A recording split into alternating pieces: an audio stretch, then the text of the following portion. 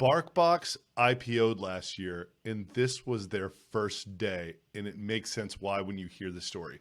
So Matt Meeker lived in Manhattan, and he had a huge dog, like a Great Dane. He found it impossible to buy toys for this dog in Manhattan that the dog did not immediately destroy in 2 seconds. This was a huge problem. It was 2011. It was at the beginning of the direct-to-consumer movement, so there weren't 15 companies offering you every dog toy under the sun.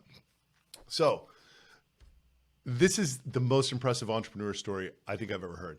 He had a picture of a mock-up of a website. It wasn't even a website. On his iPhone, he had a Square credit card reader. He walked around to dog parks in Manhattan with no website, found people with big dogs and said, hey, I will send you 5 toys for big dogs for $29 once a month in the mail if you pay me $29 right now. He got 50 people to sign up that day without even a website. That is an incredible example of product market fit, and it is no surprise to me that that company IPO'd 7 years later, 10 years later. I don't know what it was, 11 years later. No, 10 years.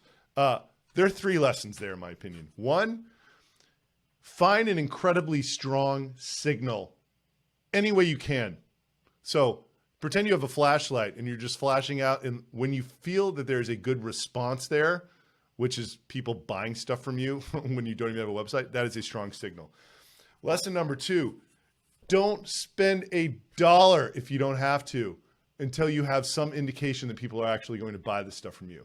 That I think is something that a lot of people get wrong, especially in software or D2C. Like, stuff is so expensive to build and develop. It's like, get as much of an indication that your intuition is right as possible before you spend $1.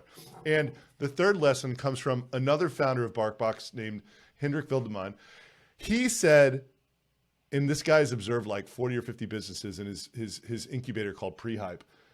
If a business starts off flat, it tends to stay flat.